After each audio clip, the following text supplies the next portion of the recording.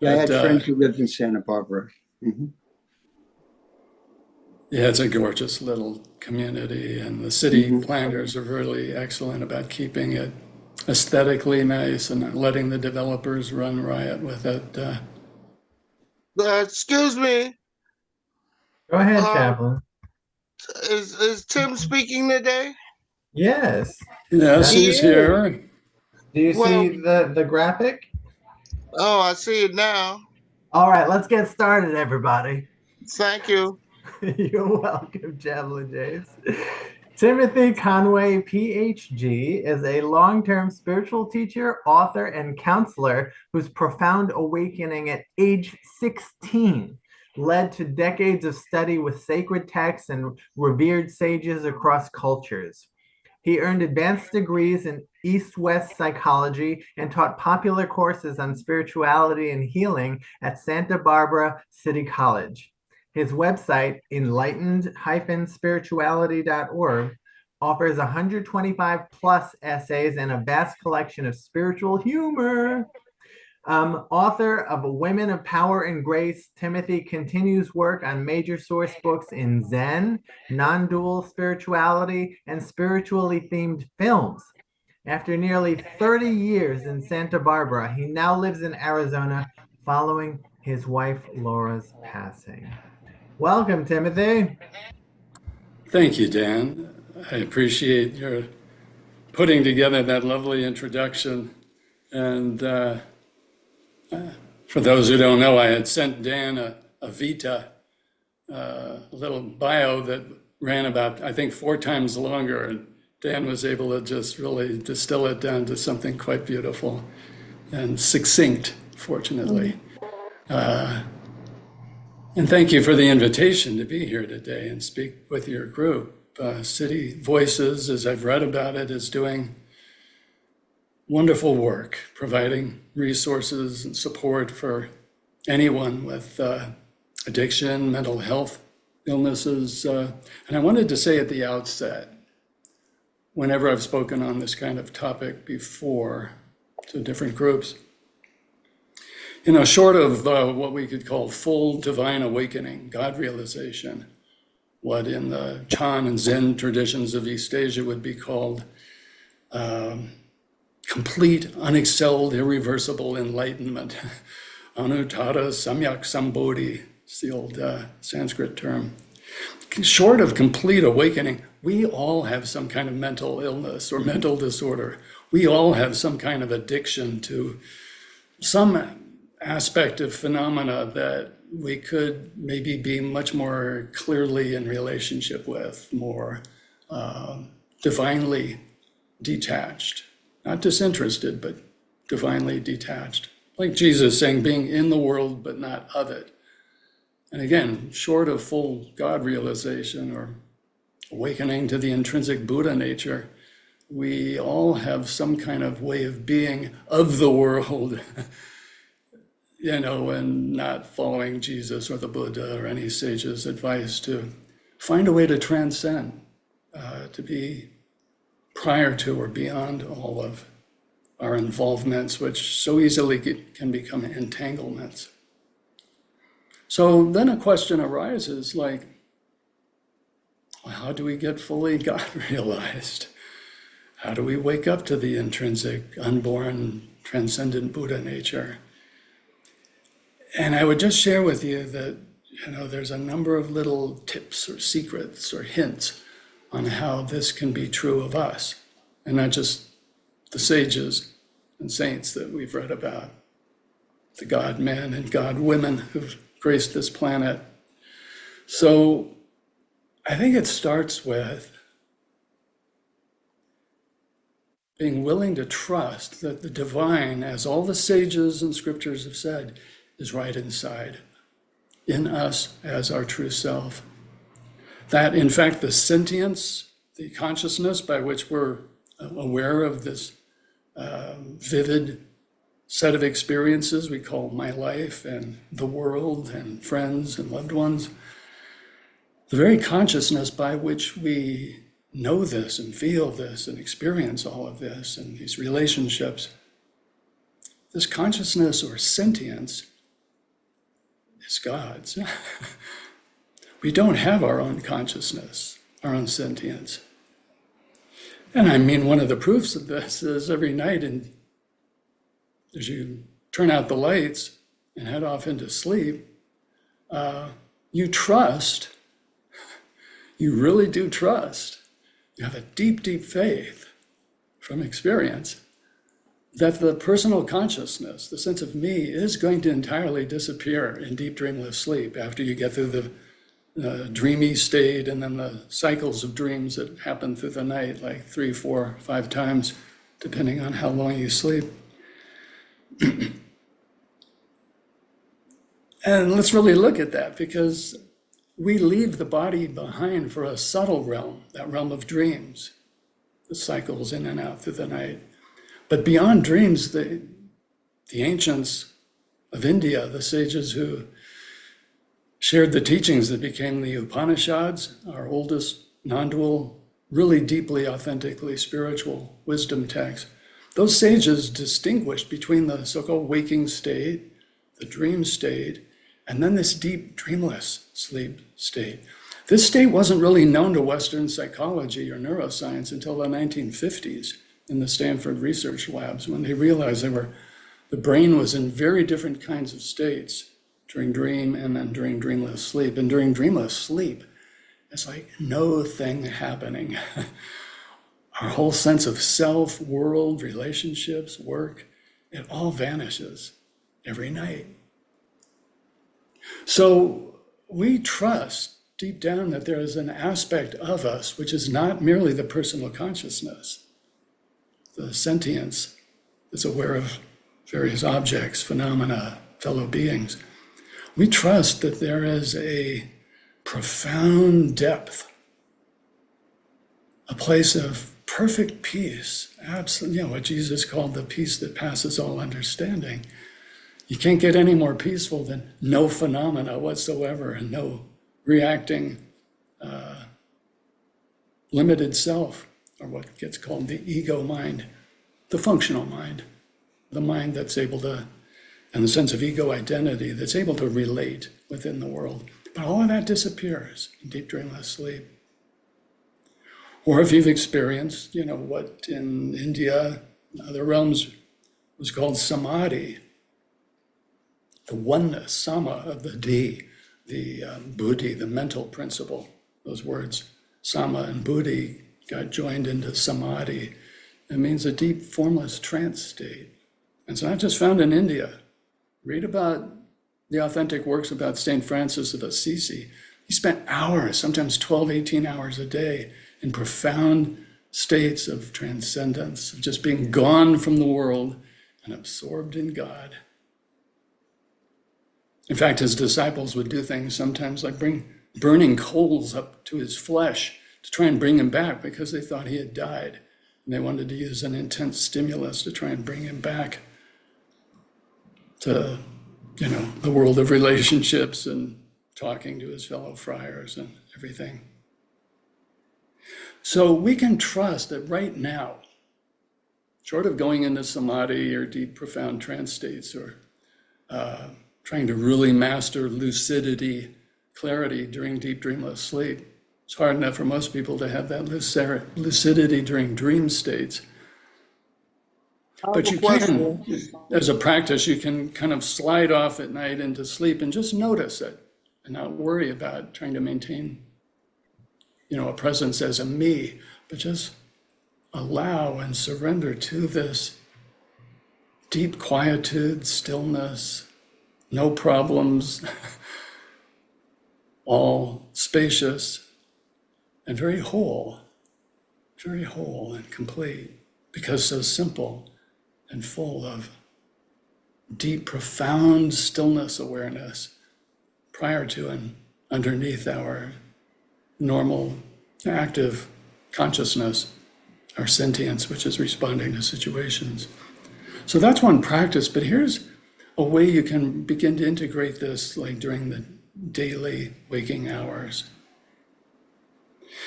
And a very simple one is to notice at the beginning of every moment, these moments are flying by And you could parse them down even to trillionths of a second, events happening at a rate of trillions of events per second, we could say, as science has done.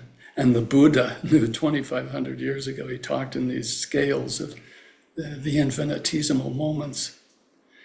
But just generally, we think of like moments as like roughly about a second or so. And notice that at the beginning of each moment, if you allow, there is this wide open, undefined, pure being. It's actually moment by moment. They figured out with perceptual psychology over 100 years ago in America and Europe. They realized that there was this construing for meaning, construing meaning constructing, that moment by moment there was this process of constructing a sense of me, an identity, in relationship to a world of objects. And then further construction is how do we relate to the objects and how do we feel about the objects? So right at the beginning of each moment, sensations are arising, but what are you prior to these arising sensations, moment by moment? This is where a profound wisdom intuition, what they call jnana or prajna in the Hindu, Vedanta, and yogic and Buddhist traditions of India, and these words spread with their language equivalents in all through North Asia, East Asia, Southeast Asia. In the West, there was obviously wisdom coming from the East. We know that people like Pythagoras and Empedocles and Parmenides before them were influenced by currents of wisdom knowledge coming from that Upanishadic sagely tradition of India. And so, for instance, the Western word gnosis, Gnosis, gnosis, that GNO clearly descended from the Sanskrit root JNA, jnana. So this wisdom tradition knew that we are always already open, free, clear, whole, complete as awareness. The deep essential principle, the divine I am that am, that underlies the whole universal play of consciousness and these individuated consciousnesses, persons, human persons, animal persons, ancestral persons, nature spirit persons, all sorts of beings in all the realms of the subtle energy planes, all the way up to the highest heavens, the angels and so forth, all have their sentience, their consciousness, a personal consciousness, by the power and grace of this divine I am, the true sentience, the single sentience that allows all sentient beings to feel sentient. So we begin with each moment. There can be this intuition, this jnana or gnosis, that, and it's a kind of knowing by being, because you can't know your own true essential self as spirit in a normal objective way of like looking at the wall or looking at the chair or the plant or another being. It's a knowing by being that at the beginning of each moment we're this wide open, free, extraordinarily peaceful and blissful reality. In other words, we don't need to find a way home or go someplace to get home. We are always at home because our sentience, our real deep sense of consciousness or awareness, which underlies the whole play of consciousness and objects, this absolute awareness playing as the universal field of consciousness and all these individual personal consciousnesses, all of us, this deep awareness is always here, always the home, the host for all the guests, all the phenomena, the sense of self arising or disappearing in sleep, or like if you were in an anesthetic state, consciousness winks out and then miraculously reappears by the grace of this deep divinity, awareness, the absolute, the I am that am. This non-dual spiritual wisdom revelation from the ancient sages all the way on down through all the male and female saints and sages and avatars and the Christ and the Buddha. This revelation of the deep truth, essential, right here, always right here, and timelessly now, before the arising and vanishing moments are happening. There's always this timelessness, this eternity of being the host awareness, the sheer being, awareness, bliss, grace, love, and clear light of the great divine reality. What in ancient India, in those Upanishads, they call Brahman, this which grows a cosmos within itself. Vri is an old Sanskrit root. It means to like emerge or grow. It's a very organic kind of notion. So all of creation, so to say, is really an emanation, always arising in the heart mind of the divine. And in ancient India, they asserted very, very clearly and famously that this divine reality is also the divine self, the Atman or Paramatman. Put para in front sometimes just to make it clear this is the supreme self we're talking about, the great supra-personal or meta-personal divinity who allows all these gazillions of persons, limited persons, to emerge in the great divine cosmic dream, drama, play, movie. This is profound and glorious. It's awesome.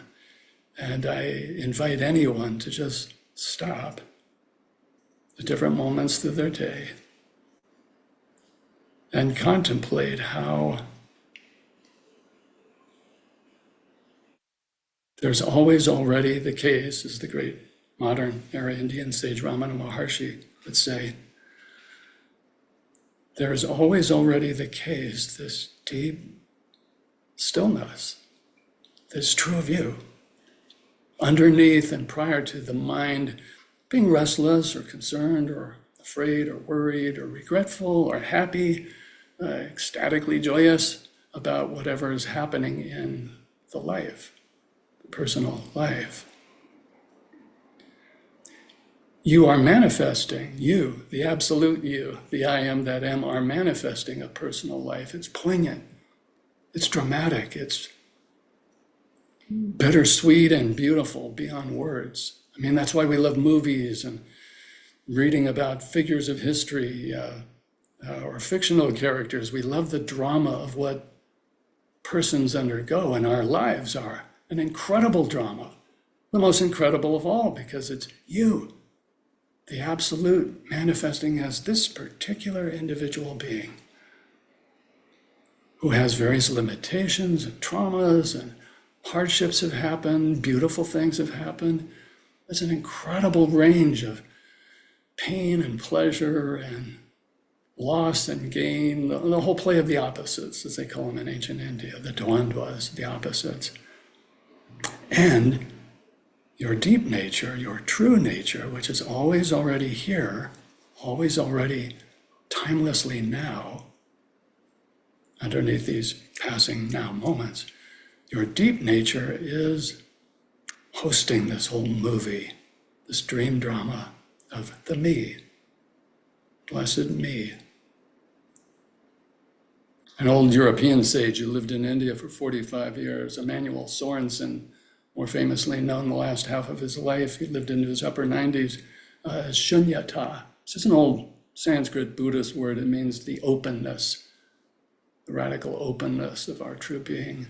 It often gets translated as emptiness, but the better translation, if you talk to some of the best Buddhist linguistic scholars, Shunyata means openness. And old Shunyata is a lovely, lovely man. He was very androgynous. People used to think he was a female, but he was born male.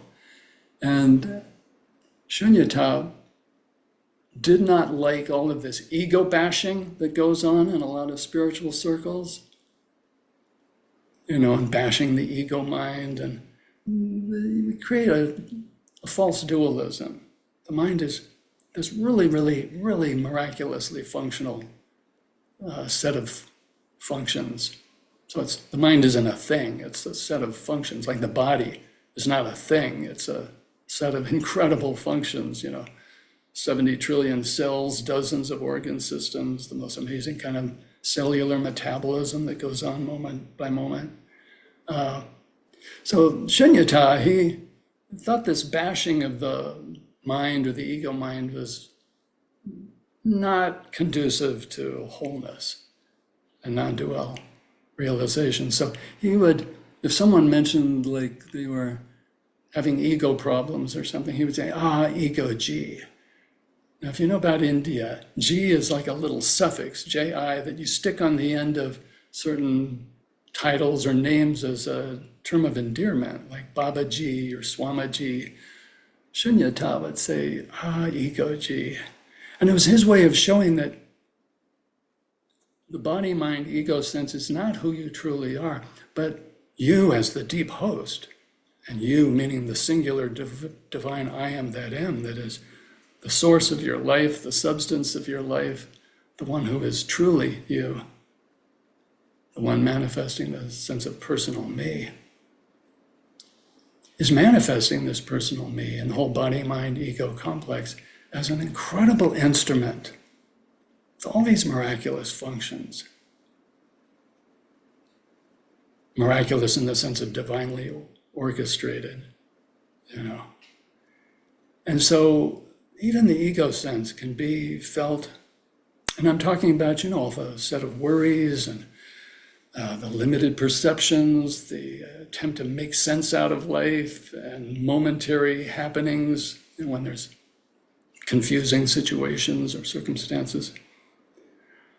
This whole ego G mind is a miracle.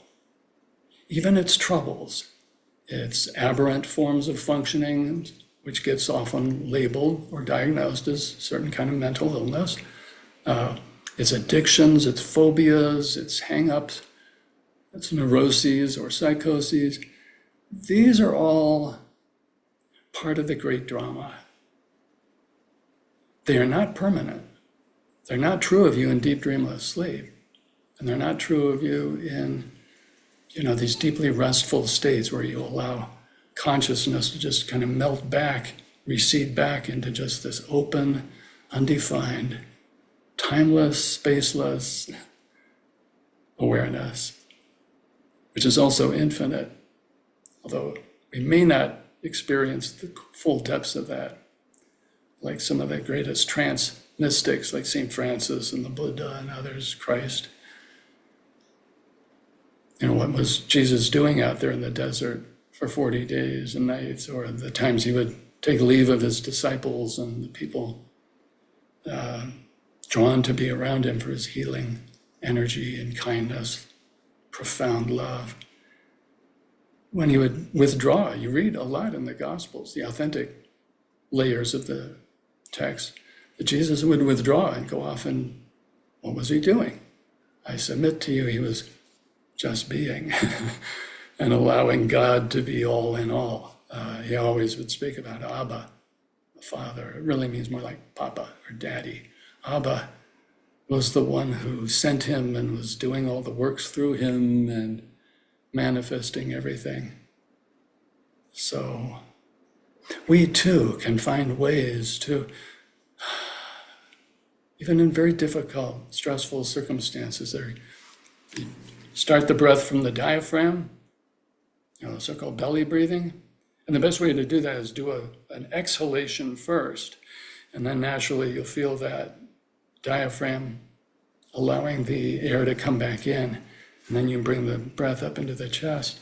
It's kind of just stopping breathing in a natural way, and trusting that underneath the confusing or alarming circumstances at hand, whether in one's own mind or apparently in the world around with fellow beings, might be undergoing great, great distress. You can always trust that there's this deep stillness, this openness, this fullness of spirit, this wholeness of spirit. It's a way of allowing each moment to be holy, whole and holy and healed, and to feel that the divine reality, the Mother, Father, God, Goddess, profound, purest light, the clear light of spirit, the purest, purest, purest love, the most all gracious grace is right here, always here, closer than close, closer than your eyeballs, closer than thoughts or feelings, and always timelessly now, the host for this whole parade of now moments. This is our timelessness. This is our infinity of being the hosting spaciousness for whatever happens. And this is a way to let go of, and if you will, kind of acknowledge and see off the various passing states that feel very problematic, very stressful. Impulses toward addiction, feelings of fear, phobic kind of fear arising, panic, attacks, anxiety attacks, states of pettiness and greed and lust and gluttony. I mean, whatever can arise that doesn't feel real wholesome and free can be seen off because it emerged out of the void, so to say. And if you allow, it can immediately be gone, as every moment is always gone. We're always being renewed. We're always fresh and innocent, untrammeled, unstained, unspotted. Because divinity is here as the truth of what is truly here, who is truly here, and now. So we are able to let go, just kind of fly away, like releasing the string on a helium balloon. It's not going to stick around. It flies off, it floats off, disappears. We can allow what seem to be the problematic, not just events, but even patterns, can begin to loosen up. They unfreeze. They don't get so stuck, so solid. You know who or what is solid? You. The true divinity. That's solid in the sense of unshakable and seamless and whole. And all the various states of mind and body and emotions and psychic states, that's non-solid. It's like passing flux. And so we trust that we're right here, right now. We, meaning the true self of each dear, darling, poignant, precious self. This deep I am that am, God self is here.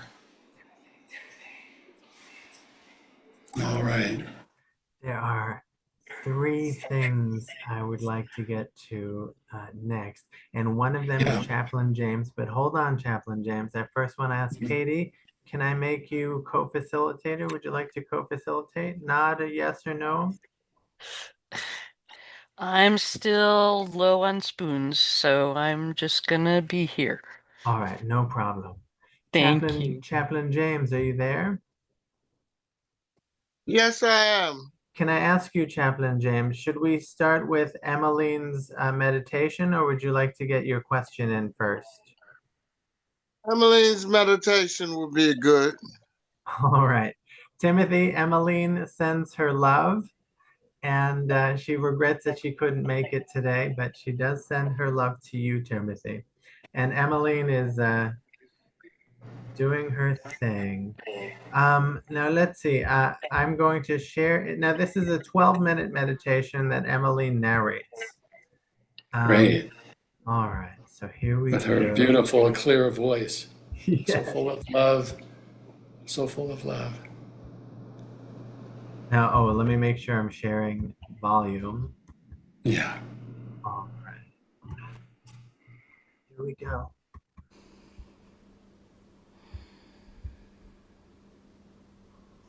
Find a comfortable position,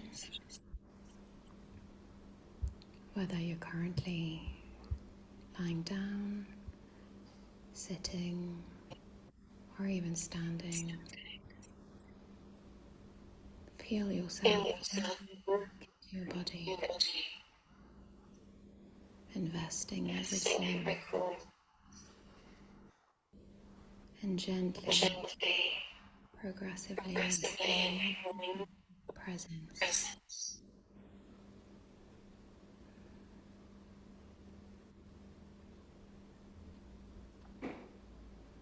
Turn your attention to your body, especially the little triangle area right below your nostrils, and focus only on that space. Within this space, while you're gently breathing, investigate the nature of your breath, its natural flow, its pace, its rhythm, quality of its exhale. And without changing anything to the natural quality of your breath, just observe it. Be the witness of its flow.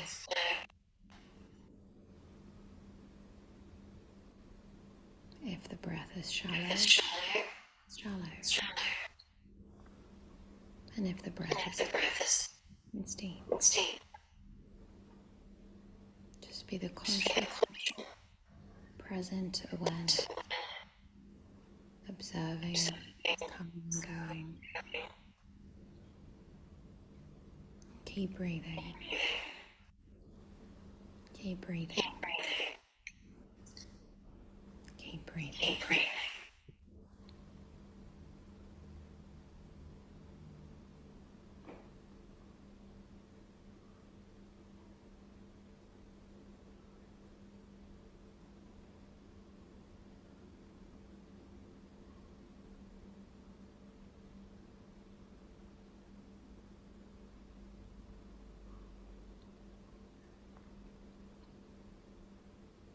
And when the mind wanders, which it does, that is its function. So let's not get angry at this mind. The same way you do not get angry at a young puppy. When this mind just realize that it is wandering and bring it back. Bring it back to presence. Bring it back to breathing. And bring it back to the specific focus of this triangular area right below your nostrils. Invite the mind to slow down. Slow down thanks to the natural flow of your breath.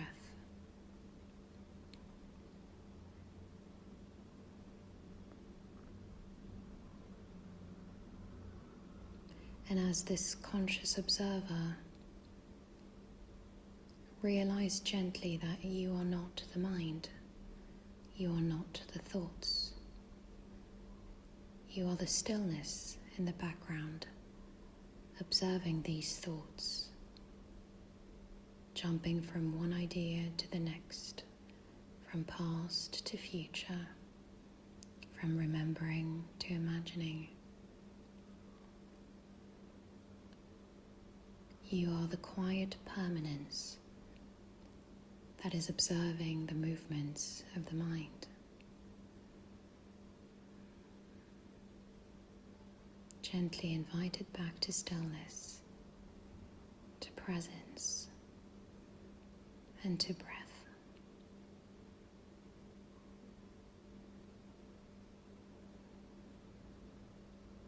Keep breathing. Keep breathing. Keep breathing.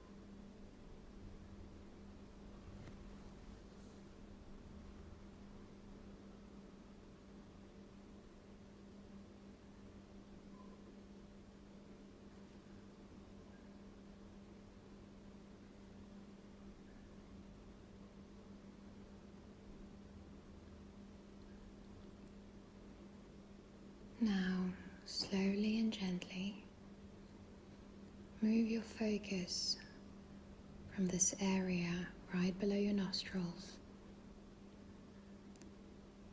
and bring it down into the heart and chest area. And let this whole chest area, solar plexus, this beautiful heart chakra, the heart center, let it be filled and investigated by the same quality of presence and stillness.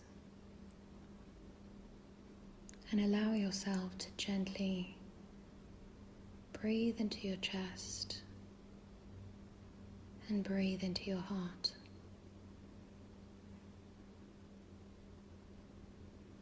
Feel its gentle pounding.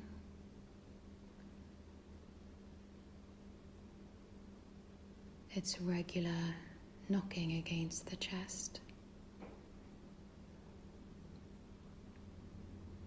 Feel and welcome the energy that this area, this heart chakra, gives you and others.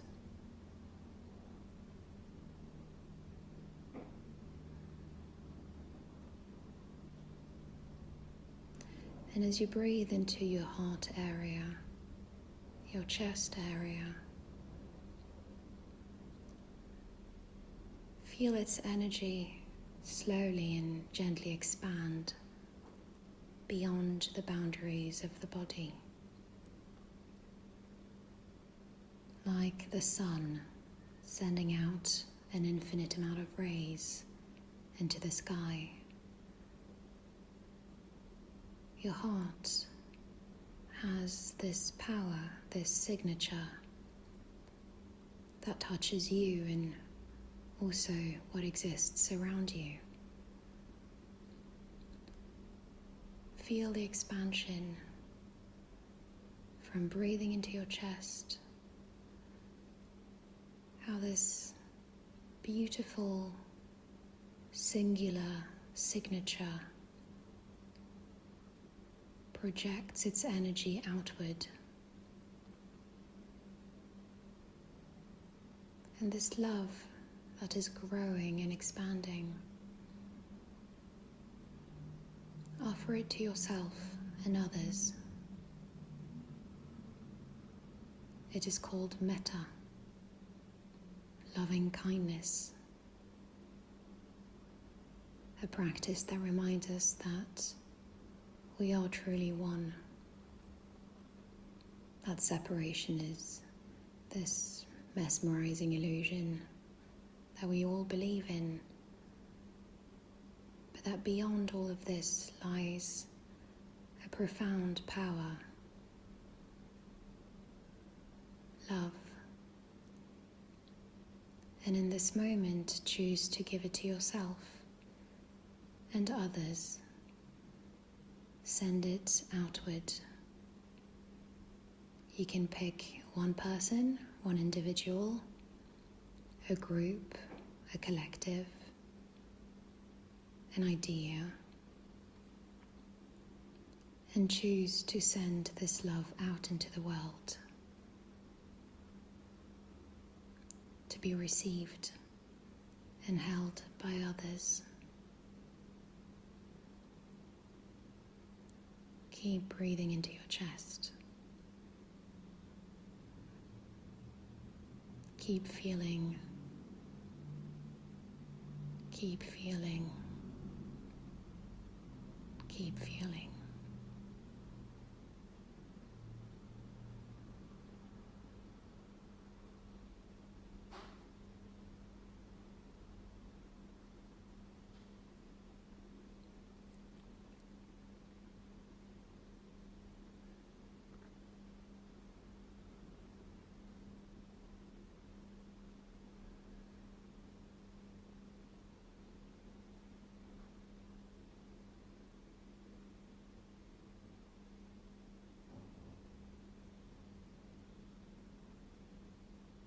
And whenever you feel so inclined,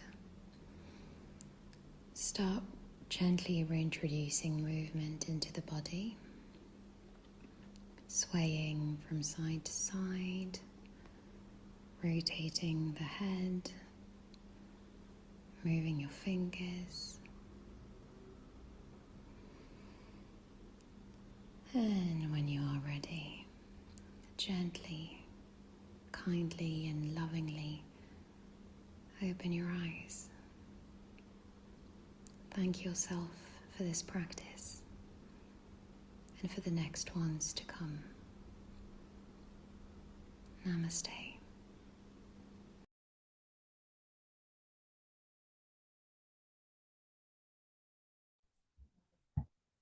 Oh, Is it my turn now?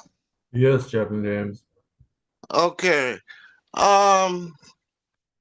Oh, she needs to take out the echo effect in her thing. Oh no, that was just a technical issue with Zoom. Oh, well, they need to take it out there. Cause the last part was great. There was no echo effect. But anyway, now getting to Tim. Tim, Yes. you interest me in your studies,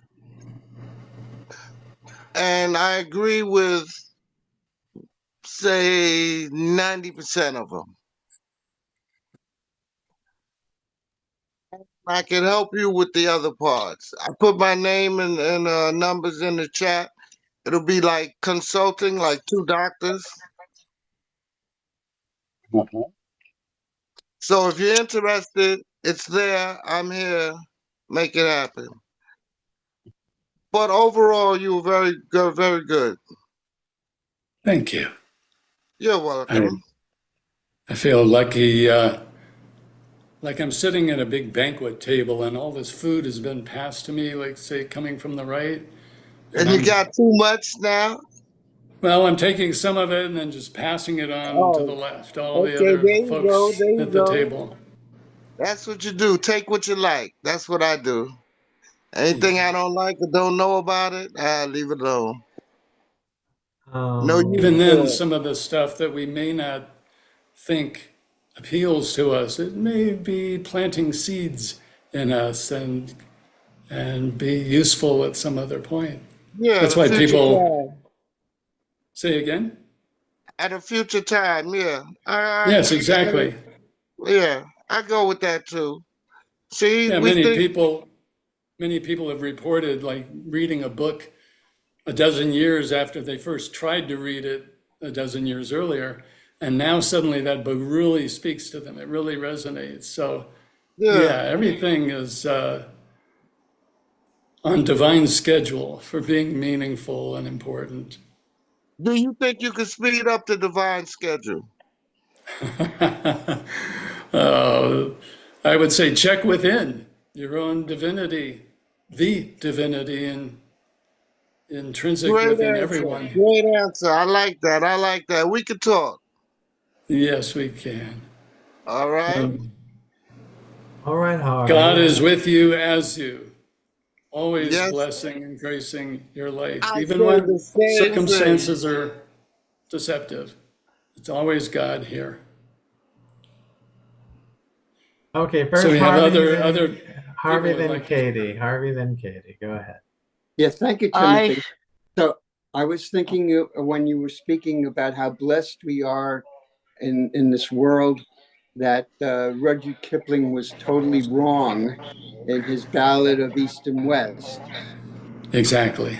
Yes, never Yeah, the I always twain thought that shall was a meet. false. Never the Right. twain shall meet was a total cultural thing of his and of the Right. time. But I'm so happy to hear that this is reaching other realms on this planet.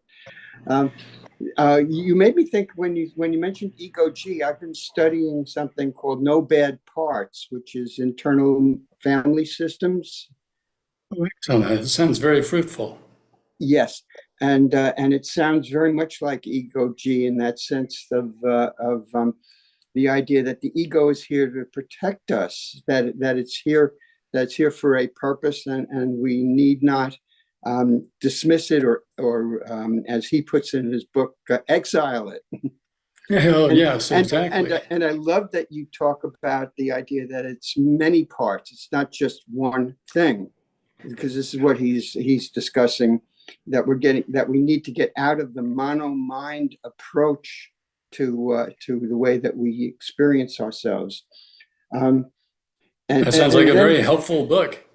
yes, it is very very good. And the thing that you said about the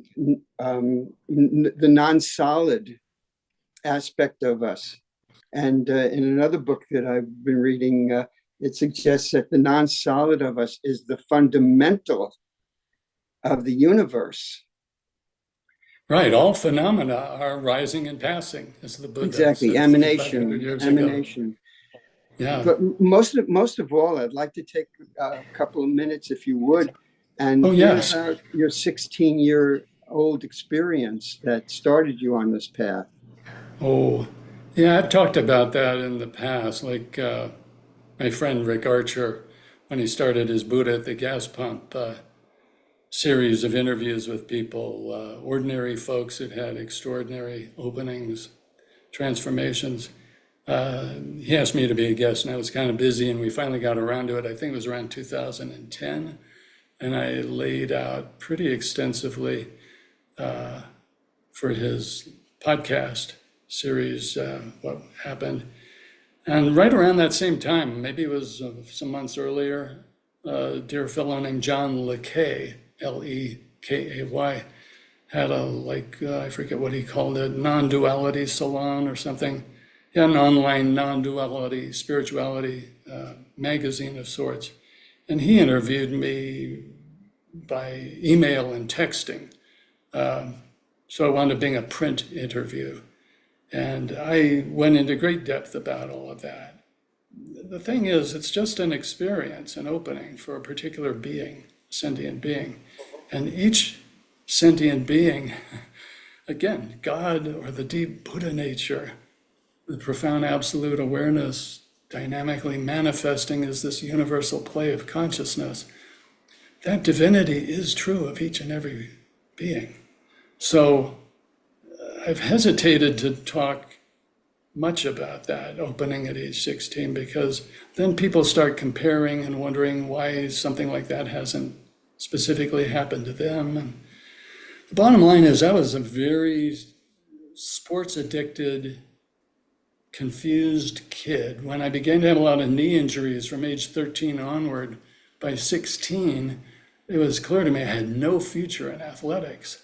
And my identity as a little boy, growing up with a wonderful dad who was a huge sportsman, multi-talented. He could punt a football 70 yards. In fact, he almost was going to try out for the Los Angeles Rams as their punter. He had been an Olympic alternate swimmer, one of the top 5 or 6 swimmers in the country. They needed a couple of alternates. And he, in 1948, he was like number 5 or number 6 best swimmer in the country. He could, the New York Yankees scouted him for baseball. In fact, he and my mom met on a baseball diamond after he was playing in the corporate baseball league. So my dad was like total sportsman, wonderful guy and a great coach. And he coached me. And so I was getting pretty good at sports. I was always kind of built like a rail, so I probably wouldn't have lasted. I got pretty beat up out there by guys who were much heavier and more muscular. Anyway, by age 16, I realized I had no future in athletics, and it created a profound existential identity crisis. Moreover, I was going to a Catholic school, and those Jesuit priests and the lay teachers, I remember one of the Jesuit instructors, he had us for, was it a literature class, whatever. He had us reading the French existentialists. And it's like, no, don't give the French existentialists with their sense of absurdism and meaninglessness and very dour kind of attitude on life. Don't give those to teenagers who are already struggling with hormones and puberty and identity crises and acting out stuff with their parents and so forth and their peers. So I was feeling actually very suicidal at a certain point. I got a bad case of strep throat, which took me out of my high schooling for about 2 weeks. So I was just kind of alone because my mom worked at that point. And with my dad, my sister was off in high school. And so I was like alone. Those French existentialist words of absurdity and meaninglessness were pounding through my dreams at that time. I remember were very weird and bizarre and ugly. Well, then finally I was over the strep throat. I was well enough, in other words, to get back into school. But my God, the existential identity crisis of meaning just got worse. Because I looked around and it seemed to me like no one was really genuinely happy or authentically interacting with this sense of like, who are we really? What's going on here in life? So I can't remember, it was like the 3rd or 4th or 5th day after I no longer had an excuse to sit at home and mope and be weirded out. I remember coming home, going out in my parents' backyard, which overlooked the San Fernando Valley. They lived a few blocks north and downslope from Mulholland Drive, the famous ridgeline drive that cuts along the hills and Santa Monica Mountains of West Los Angeles. So I went out there and I realized, I am so out of shape. So I was just doing some light calisthenics. Now, I'd been so physical as a boy, all those years out on the athletic fields or out on the beach, my dad throwing 50-yard perfect spiral passes and me running down the beach and catching them and so forth at Santa Monica Beach. So doing calisthenics was like nothing unusual. But at a certain point, after some push-ups and jumping jacks, running in place, stretching, whatever, I remember suddenly feeling profundity, and I just stopped. And moments later, I actually turned slightly to the northeast sky, and it felt like the entire heavenly host and God herself, himself, I am that himself, suddenly just poured all this love and grace and joy and peace and just washed me clean and filled me up with that to overflowing. And I realized we are all made of divine love. How could this cosmos exist?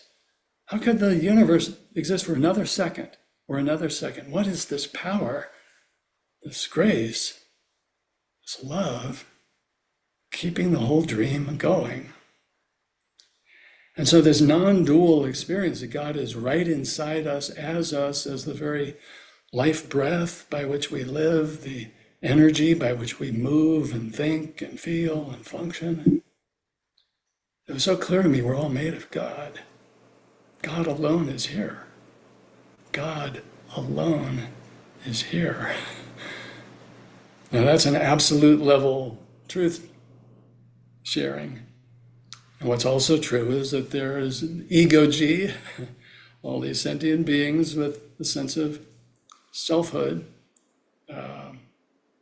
sense of being a person in relationship to fellow persons and non-personal objects and so forth.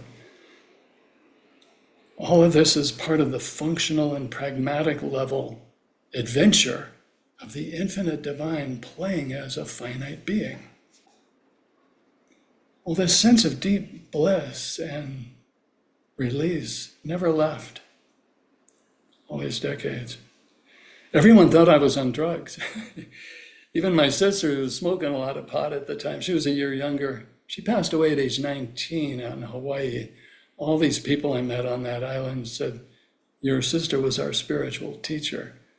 She found God with the Rainbow People after leaving a budding modeling career and then music career that someone tried to plug her into up in Nashville. She wound up wandering off to be with the Rainbow Tribe, the Rainbow People, and a bunch of hippie flower children. They were doing a lot of like mushrooms and LSD and smoking a lot of pot. And that's where she found God, about a year and a half after my spiritual opening. But we, for some reason, had spoken the language of mystics from childhood, my sister and I. There was one point when I was like about 9 or 10, and my sister was like 8 or 9, where we'd just spontaneously like say kind of haiku type Zenish statements to one another. Looking back, I have no idea where that was coming from in us, except maybe that Southern California, West Los Angeles, was in the 1960s. It was participating in the whole zeitgeist of that Pacific Rim culture. You know, a lot of Japanese Americans who'd been interred in those horrible camps, with parallels today to even worse deportations to prisons abroad.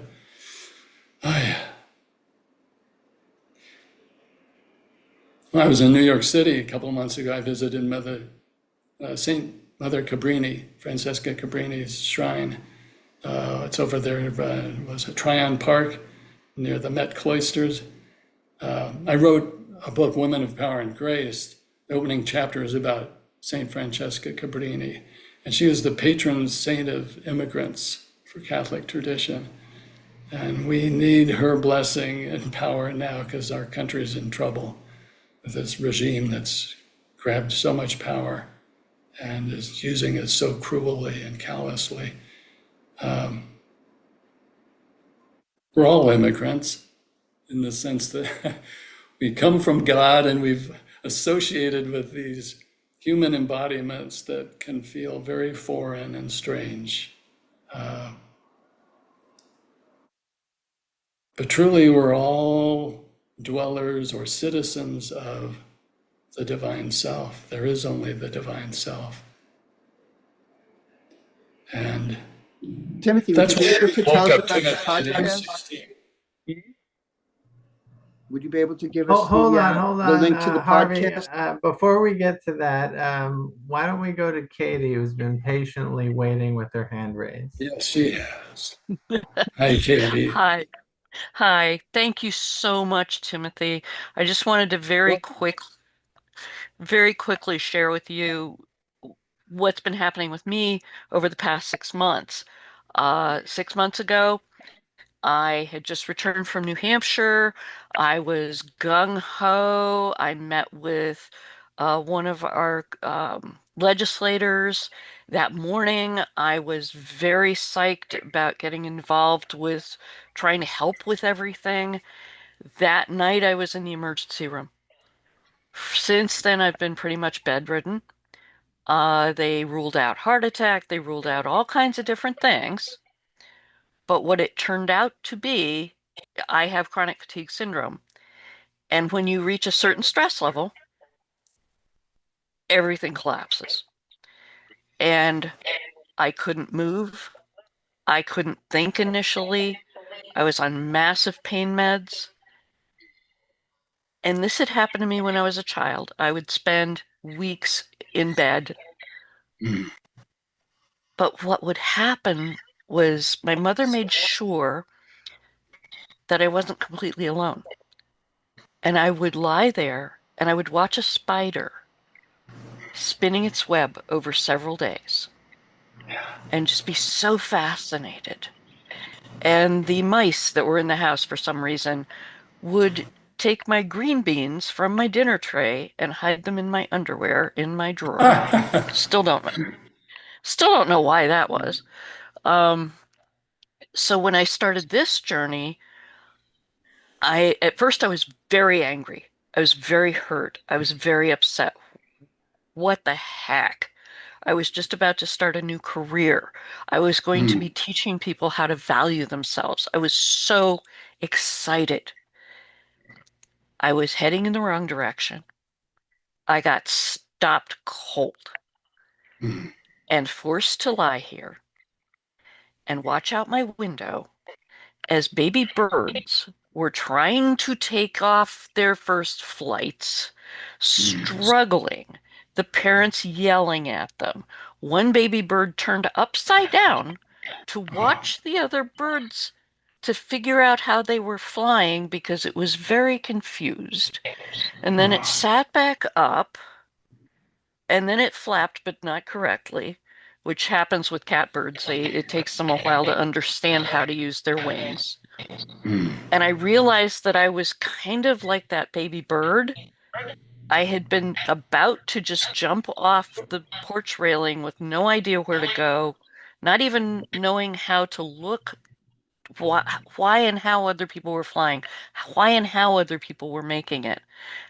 Out of the blue, I get offered a job that I didn't ask for, that I didn't think I needed, and we started to struggle a little bit with money. And all of a sudden, I'm offered to save this man's business. I never would have planned this. I couldn't have planned this. To help run a call center. And he will give me the time to also do my business of teaching people to value themselves. So sometimes we just have to stop and lie here and watch the baby birds and learn from them trying to learn. And it's so fascinating. And if I had struggled, I honestly, in the beginning, I was angry, I was struggling, but I'm not angry anymore because I'm getting it. And thank you for sharing and reminding me of what this journey has been about. Well, Katie, this is beautiful.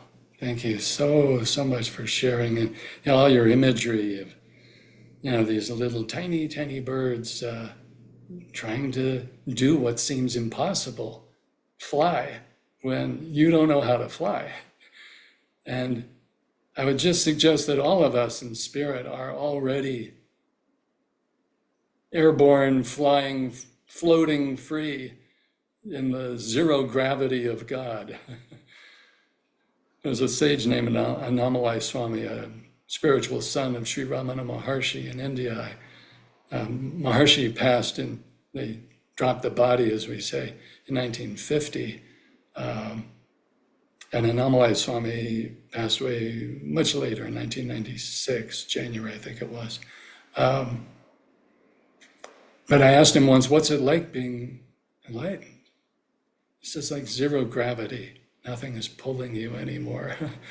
So I submit our deep nature is already this zero gravity, clarity, beauty, levity, and freedom. And yeah, on the functional, pragmatic level of body, mind, ego, G, dear personal self, there's so many learnings to happen in life. You know, who was it that once said, look at it, look at the facts clearly. When a little infant gets past the crawling stage and wants to start to walk, it falls down on average something like 430 times on average before that little crawler can become a toddler and start actually consistently walking upright without falling. Now, the person who originally said that, I'm trying to remember who that was. It was a Western psychologist or something. They said that imagine like as an adult human being failing at something 430 times. Most people would have given up after the 5th time or the 10th time. But there is a deep divine energy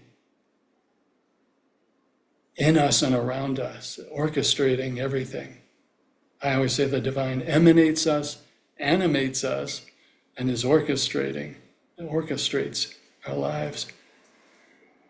So yeah, to have this trust and faith that we can just stop, as you said, and then see what entirely new,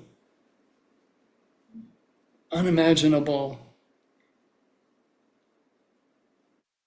configurations can arise.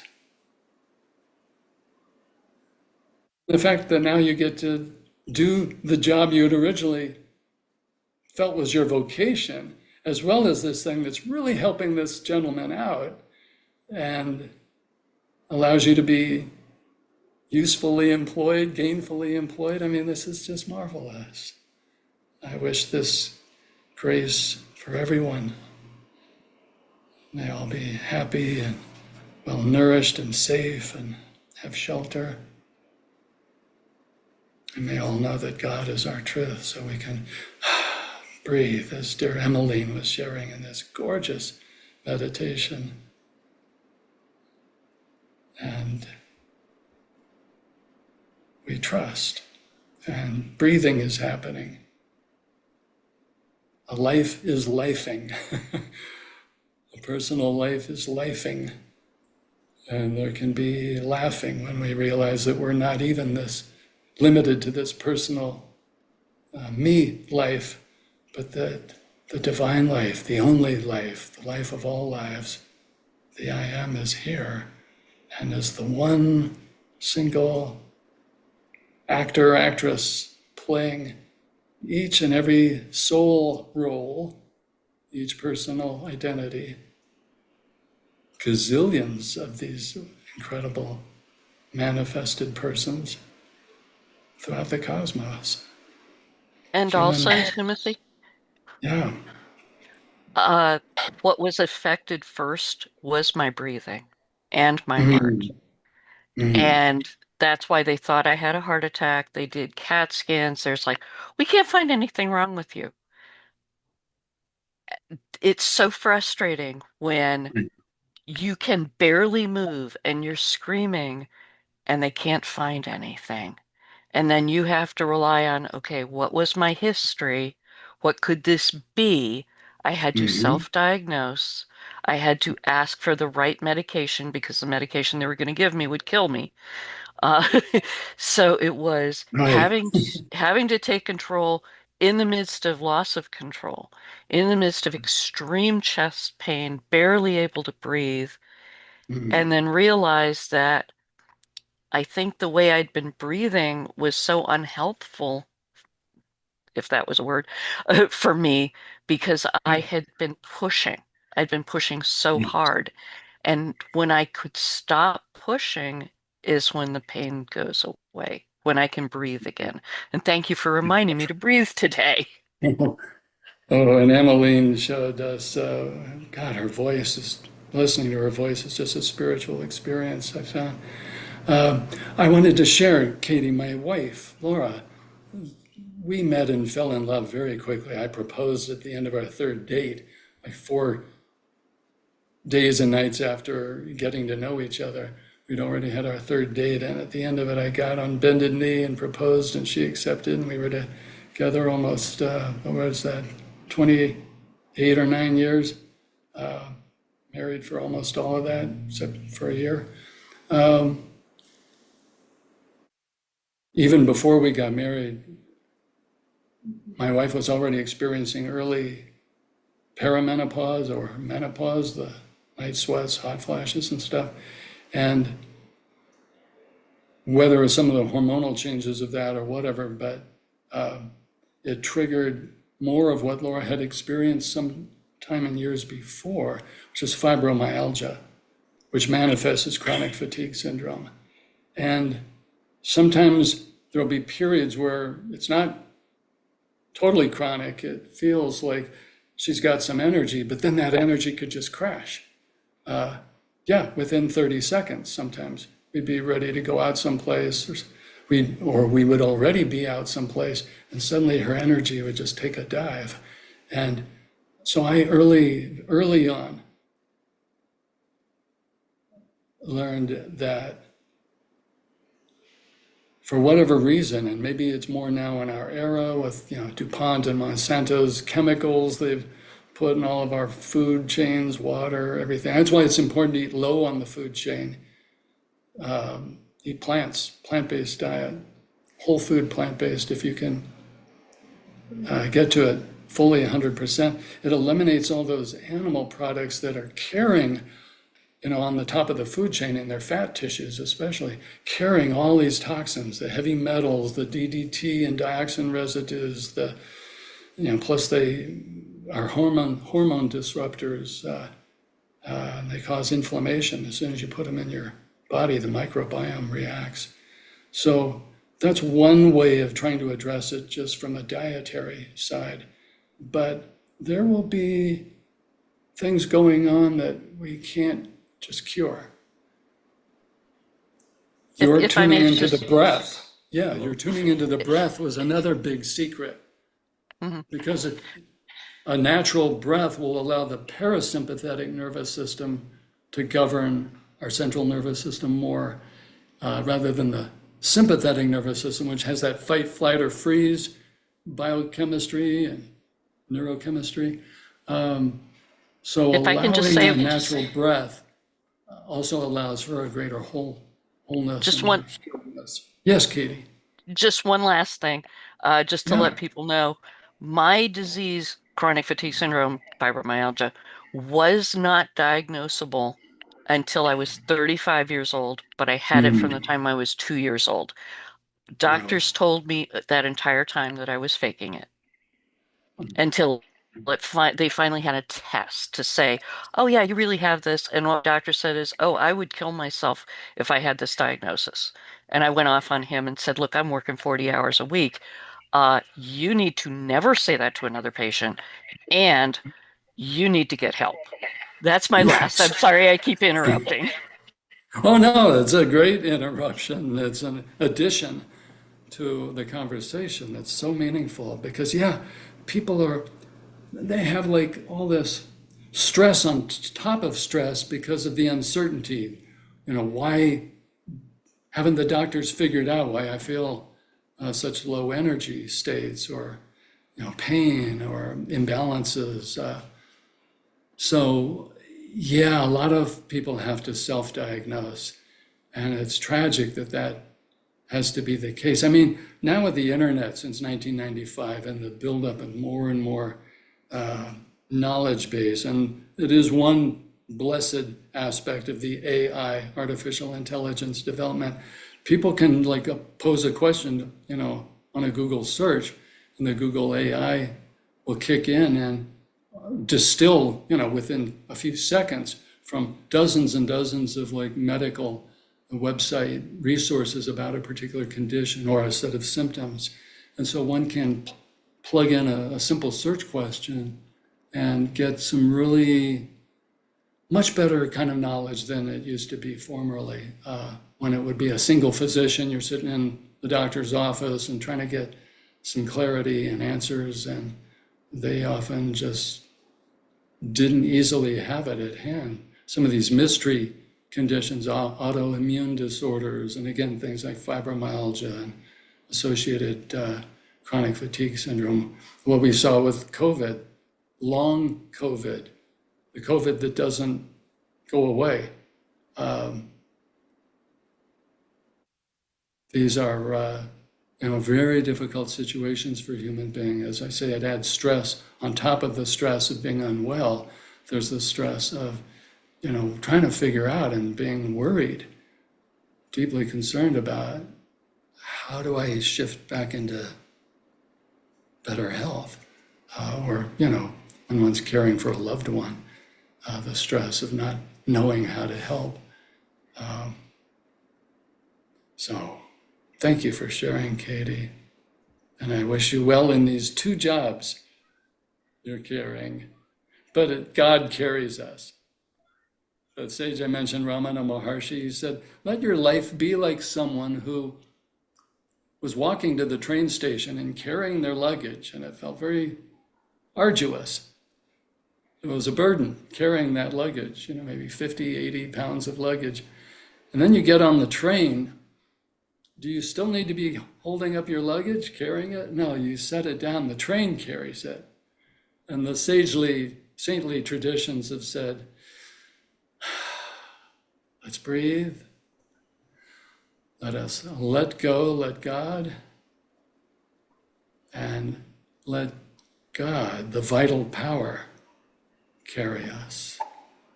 There was a sage named Nisargadatta Maharaj of Bombay, Mumbai, as they now call it. I spent some very decisive days with him back in January of 1981 on my first visit to Burma and then India, fall of 1980 into spring of 81. And Nisargadatta had a teaching about recede back, out of the mere personal consciousness. Notice ego-G and the functions of personhood, of sensations and perceptions and emotions and feeling like it's all happening to a me. Notice that. And then he would say, recede back and realize there's all these countless persons, and you are the universal consciousness.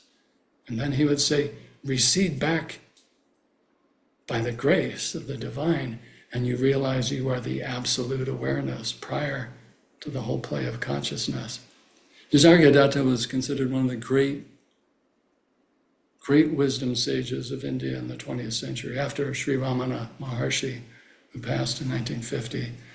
Nisargadatta Maharaj, he passed away later that year. I saw him in September of 1981.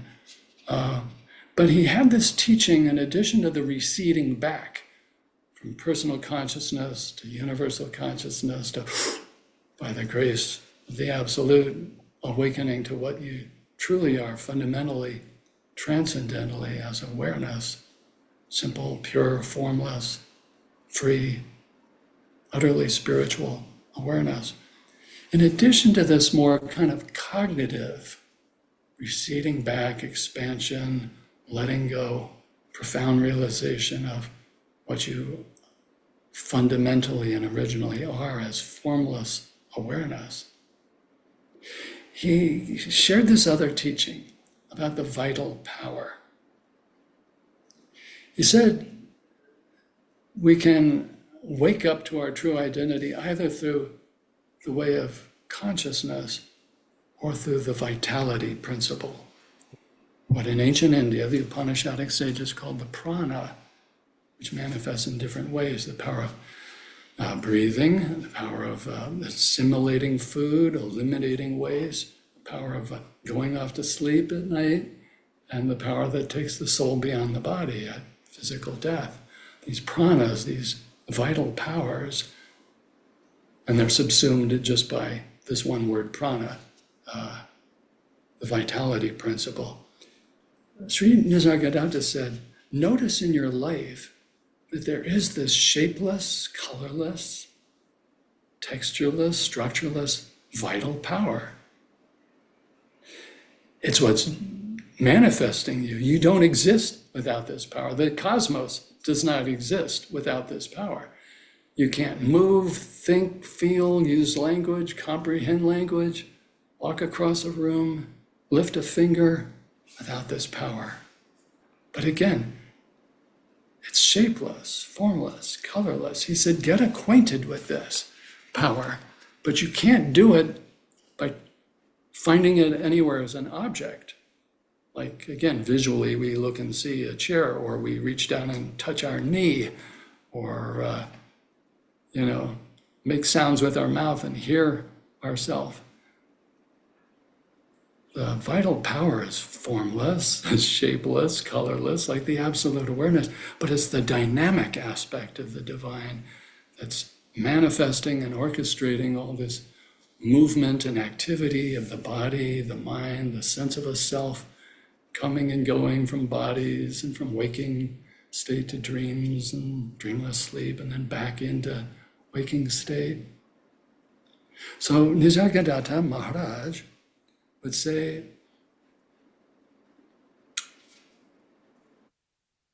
use your deepest intuition, what I call this knowing by being. Get acquainted with this vital power that's breathing you right now, pulsing your blood, doing the metabolism of all your cells, digesting your food if you had breakfast. Notice that this power is your only resource. This power is the God of your world that allows you and the world to exist and function. So we say, meditate on this formless power. Get a non-dual, non-phenomenal feel for this power that's doing everything and being everyone. So he'd say, you get acquainted with this, you meditate on this. Finally, he'd say, you be this, because this great power, this divine, dynamic aliveness, this is being you. So you be this. I find it's an incredibly powerful and useful teaching for householders. See, the yogis can sit off in their cave without any responsibilities, without family, without jobs. And, they have local people maybe supporting them with gifts of food and clothing through the seasons up in their cave. But for people active within the world, this is a very powerful teaching. Again, it's the teaching like Ramana gave about when you get on the train, you can set down the luggage, the train will carry your luggage. When we have a sense of this vital power, prana, what later in India they would call the Shakti, and what over in East Asia they call chi or ki energy, gets called by various names in different cultures. I actually wrote a master's thesis about this worldwide phenomenon of people kind of awakening to this power or feeling it infused through them. It's a profound way of letting go, letting God, of trusting and feeling that there's this great energy that's doing everything. And it'll make a real difference if you have a lot of tasks, a lot of chores, a lot of responsibilities and duties in your present life. There's sometimes a sense of like, how can I possibly wake up another day and do this? See if you can allow this sense of non-doership and just being along for the ride and feel that there is this great vital power already breathing you, digesting your food, doing the metabolism of 70 trillion cells in your body and carrying out the elegant functioning of dozens of organ systems. Now again, sometimes it gets compromised. We have periods of very poor health. We eventually die. The body gives up the ghost, so to say. Consciousness dissociates finally from the body, not just like it does in deep dreamless sleep and going into subtle realms and dream states, but no, it leaves. So the body's eventual, inevitable end is its physical death, where the vitality principle and consciousness depart. But along the way, as long as the body's still alive, the mental, emotional, psychological level, let's trust that there is this great power that can make all our efforts. And I found this very useful, like all those years of just by necessity being something of a caregiver for my wife during her chronic fatigue and last 5 years of her life, terrible sciatica, immobilization and pain. Despite all the interventions the pain clinic doctors were trying to do, finally a spine surgery. If I had to think, oh, I got to get up and fix my wife another veggie smoothie, or, oh, I got to go do the laundry or something, I would have been a horrible husband. I would have probably come up with some compensating psychosomatic condition to make myself unwell so I wouldn't have to do it. No. As I'd learned from those mystical openings when I was a teen, God is the